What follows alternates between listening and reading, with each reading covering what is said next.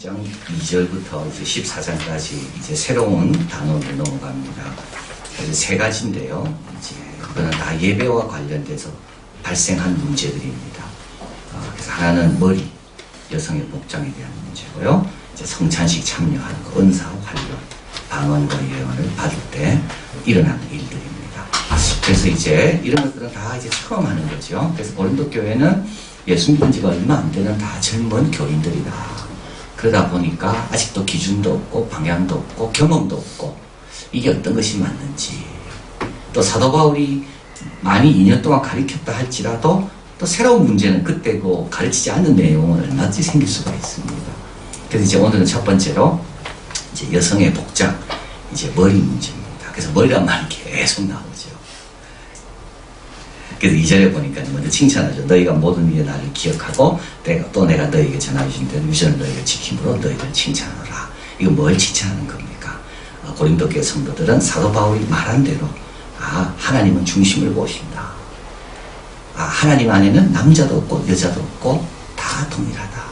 하나님의 은혜의 거리에는 다 동일하다. 믿음으로 의롭다함을 얻는다. 우리는 새로운 피조물이다. 이런 겁니다. 그래서 어떻게 됩니까? 이걸 너무 강조하다 보니까 어떻게 되나요? 진짜 남자도 없고 여자도 없는 거예요. 이래 되는 겁니다.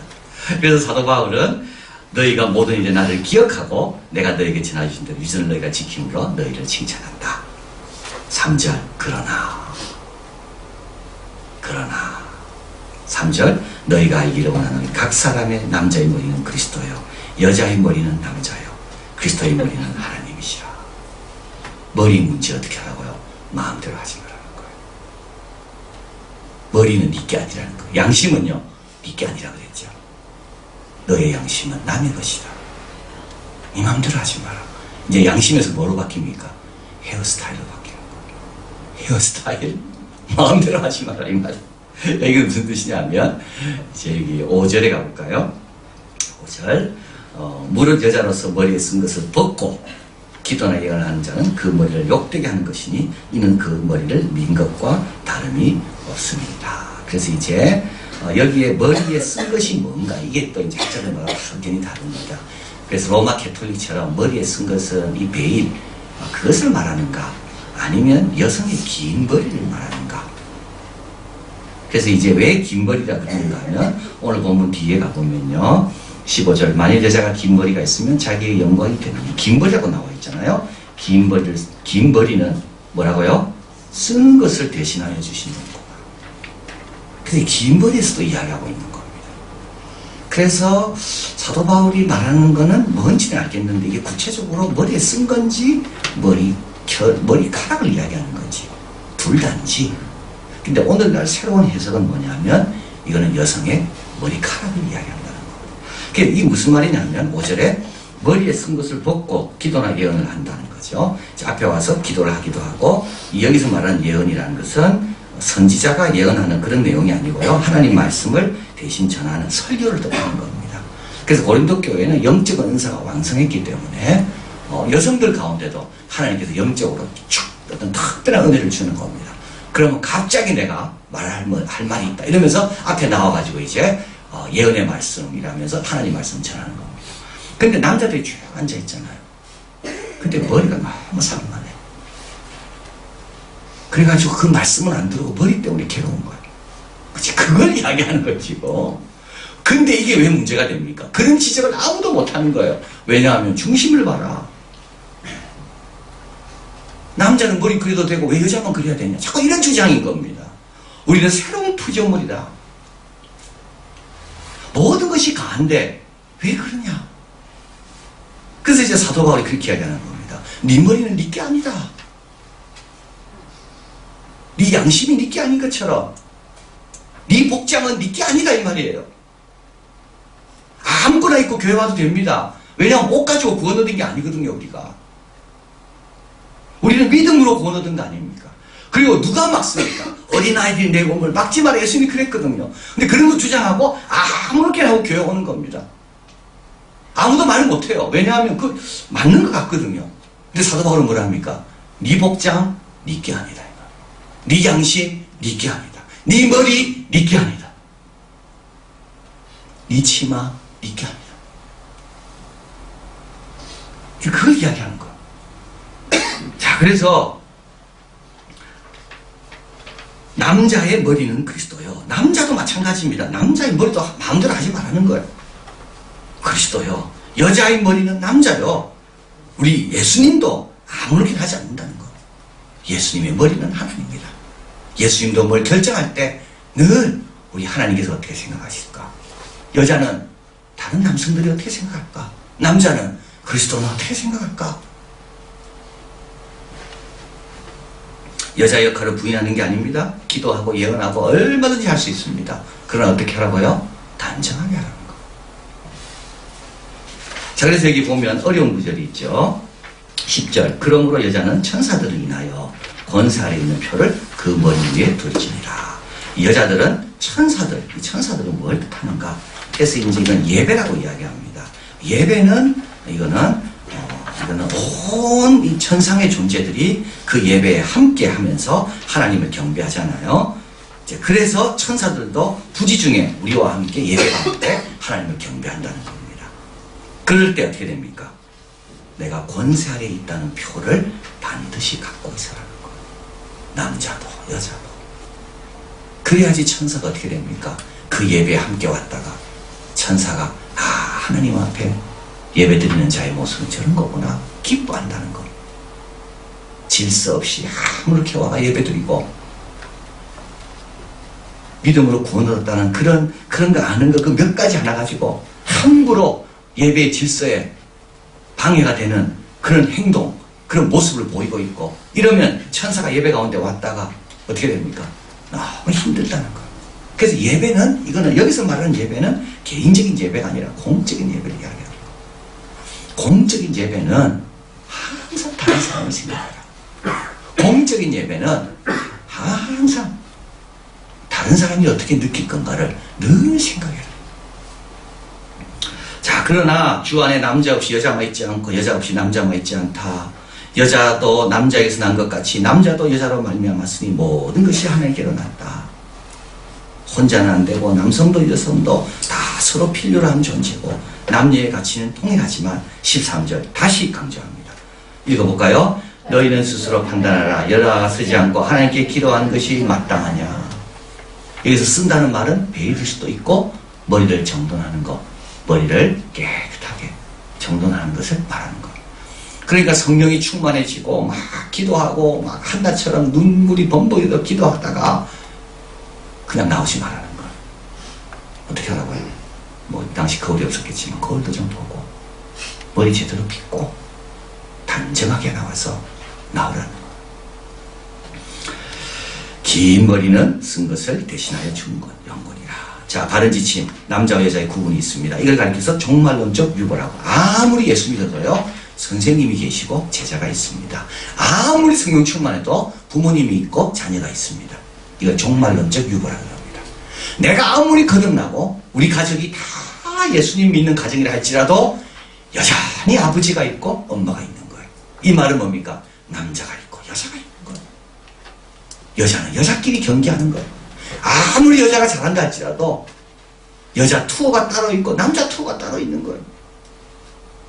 여자 농구 경기는 여자끼리 붙는 거고 남자 농구 경기는 남자끼리 붙는 거고 주님 오실 때까지 우리는 어떻게 하라고요? 주님이 창조한 이 질서를 존중하는 겁니다. 이걸 함부로 깨지 말라는 거예요. 이걸 무시하지 말라는 거예요.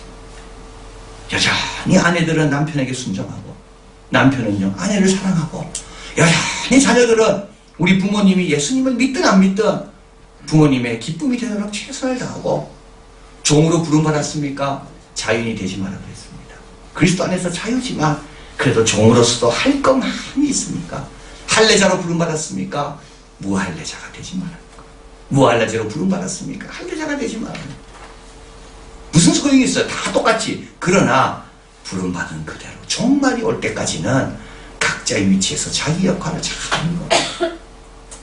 은혜 좀 받았다고 모든 하나님이 제어 세운 질서, 권위 함부로 하면 안 된다는 거예요. 예언 좀 한다고 나와가지고 남자 함부로 무시하고 하나님이 세운 질서를 무시하면 안 된다는 거예요. 다 자기 자유를 지키는 거예요. 내 위에 누가 있다고요? 내 위에 누가 있는 겁니다.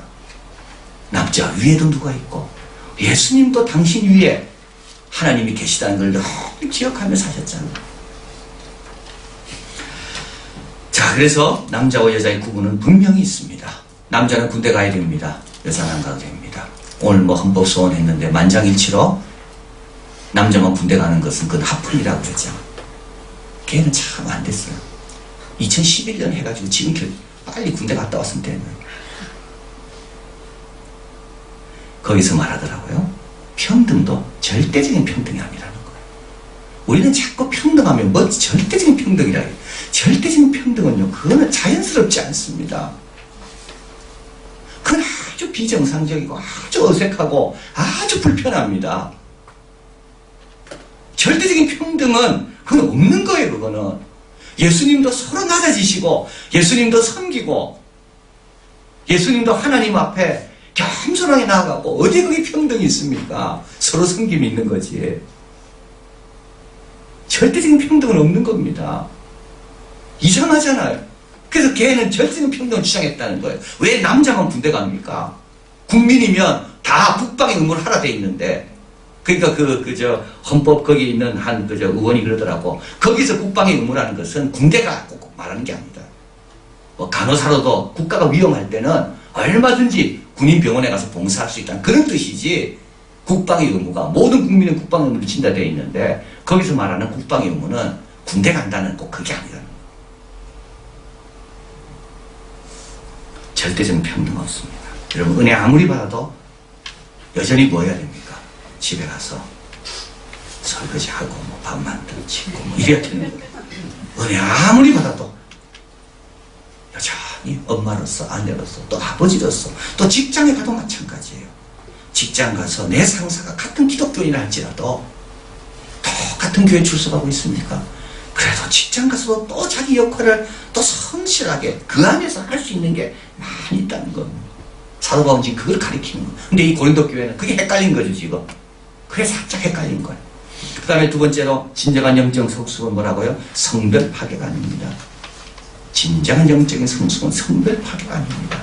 오히려 남자는 더 남자화지고 여성은 더 하나님이 지으신 그 질서에 맞게끔 하나님이 지으신 그게 더 가까워지는 게 그게 진정한 성숙입니다. 여성 인권운동가들 이런 게 아니에요. 무조건 반대적으로 하고 성경에도 이상한 구절 나와 있으면 무조건 반대하고 그런 게 아니에요. 예수님을 생각하면 종의 형체를 가졌잖아요. 오히려 하나님이 종의 형체를 가졌는데 그걸 배워야 될 우리들이 뭐 인권이야 그건 아니죠. 진정한 성숙은 성별 파괴가 아닙니다. 세 번째로 예배를 산만하게 하는 건 안 됩니다. 불필요하게 관습을 어기지 말라는 거예요. 불필요하게 관습을 어기지 말아요.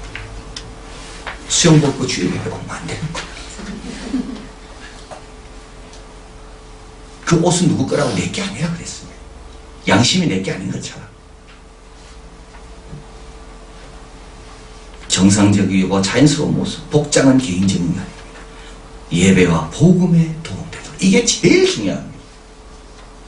예배에 다 나가야 되는데 나의 이 복장이 함께 나가는 자들에게 오히려 유익이 되나 오히려 안 그러면 산만하게 하나. 옷을 입을 때도 그걸 생각하며 입는 겁니다. 나의 이 복장이 예배와 복음에 도움이 되는 건가? 안 그러면 내만 생각하고 내 편한 대로 내 개성 따라 입고 왔는데 보니까 다른 사람들이 다 불편한 거. 우리 작년에 우리 영국 갔을 때 토요일이었습니다. 그래서 이제 우리가 갔잖아요. 근데 그분은 정말 잘못 배운 분이에요. 여러분 이렇게 가르치면 안 돼요, 아이들을. 제가 보니까 그 목회자는 정말 잘못 배웠어. 그날이 자기 휴가일이에요. 토요일인데 그게 또 토요일에 예배드리더라고요. 그것도 문제가 많아요. 그 교회 그 빌려 쓰는 것 때문에 그 교회가 주일날 예배드리니까 자기는 토요일. 그러면 돈을 더 주더라도 주일날 예배드려야지. 그것도 일단 마음에 안 들더라고 저는. 그래서 예배를 드리러 갔습니다. 우리 청년들이 스키 드라마도 하고. 근데 이분이 휴가래요, 휴가. 근데 이제 그 조한 목사님 보고 가니까 자기도 이제 인사한다고 온 거예요. 안 왔어야 돼, 그분은. 반바지에 슬리퍼 입고 왔더라. 내가 애들한테 야 교회 갈 때는 양말 신어라. 교회 갈 때는 운동화를 최소한 신어라. 조리나 슬리퍼는 안 된다. 그게 뭐냐 그게. 예절을 갖춰라. 애들이 다 목사님 저거 뭡니까? 야 참 그분 정말 손님이 왔잖아요. 우리가 한국에서. 손님이 왔으면 손님에 대한 예절로 복장 좀 갖춰야지. 자기가 휴가 안 그러면 안 나오든지. 여러분 누구 만나러 갈 때 옷 좀 잘 입고 가세요. 그게 다 예입니다.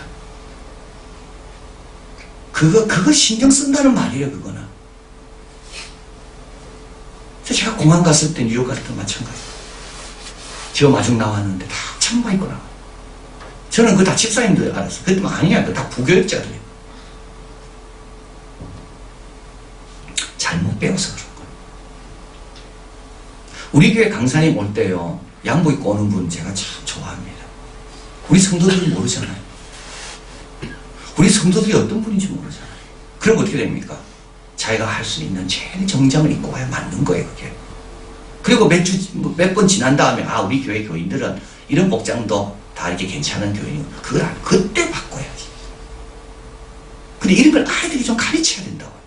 누구 만나러 갈 때는, 야, 너 정말 복장 좀 갖춰라. 너 교수님 만나러 가냐? 너 그런 복장 가지고 안 돼. 그래야 애들이 가서 사랑받는다. 모든 거 산만케 하는 건 안 됩니다. 이게 다 자기만 생각하는 거 아닙니까? 자기 혼자만 생각하는 거거든요. 근데 공적 예배는 함께 드리는 거예요. 함께 드리기 위해서는 어떻게 되나요? 네 번째 있죠. 하나님의 모든 교회에 적용할 수 있는 것을 행하려. 16절 읽어봅니다. 별렬하는 태도를 가진 자가 있을지라도 우리에게나 하나님은 모든 교회에는 이런 규례가 없느니라. 딱 사도바울이 이야기합니다. 너희들이 이 문제에 대해서 나한테 변론하려고 할지 모르겠다. 믿음이면 되지. 머리가 뭐 중요하고 복장이 뭐가 중요하고 그게 별렬한 태도를 있는지는 모르겠지만 우리에게는 하나님의 모든 교회에는 이런 규례가 없다. 질서를 지켜라. 머리를 가지런히 빗고 정돈하고 순서 맡으면 나와서 기도하고. 그게 이제 여기 방언으로 넘어가잖아요. 거기도 마찬가지입니다. 은사 받았다고 마음대로 막 나오는 거예요. 사도 바울이 어떻게 해요? 질서대로 해라. 우리 하나님은 질서의 하나님입니다. 그러니까 이거 은혜 받을 때 이런 가르침이 없으면 뭡니까? 이야, 중구난방이 되고 혼돈에 들어가고 그렇다고 또 이게 틀린 건 것 같은데 어떻게 지켜야 될지도 모르고. 사도 바울은 오늘 이야기합니다. 어디 가도 통용될 수 있는 것. 우리와 하나님의 교회, 모든 교회 이런 규례가 없느니라. 자, 그래서 우리도 모든 것이 가합니다. 수영복을 입고 오나 반바지를 입고 오나 슬리퍼를 신고 오나 다 가합니다. 이것 갖고 구원하고는 아무 상관없어요. 이것보다 더 큰 잘못을 저질러도 예수님께서 다 죄값을 감당하셨기 때문에 우리는 그 예수님의 희생이 너무 큰 거라서 다 용서받을 수가 있습니다. 모든 것이 가합니다. 그러나 모든 것이 유익한 것은 아닙니다. 그리고 모든 것이 덕을 세우는 것도 아닙니다. 그래서 사도 바울은 너희들이 잘 지키지만 그러나 네 머리에 누가 있다는 것을 늘 기억해라. 혼자가 아니다. 그리고 다른 모든 교회 교인들도 너희 교회뿐만 아니라 다른 모든 교회 성도들이 봤을 때도 그게 합당할 것 같으냐. 늘 그걸 생각하면서 합당하도록 행동해라. 그게 오늘 우리에게 주시는 교훈입니다. 그래서 특별히 직분자들, 남 앞에 서는 분들 더 신경 써야 됩니다. 내 것이 아닙니다. 양심도 내 것이 아니고. 그럴 때 예배와 복음은 별 쓸데없는 것에 걸리지 않고 계속 하나님께 집중할 수 있도록 우리가 그런 일에 더 귀하게 쓰임받을 수가 있다. 이 말씀 기억하시길 바랍니다. 기도하겠습니다.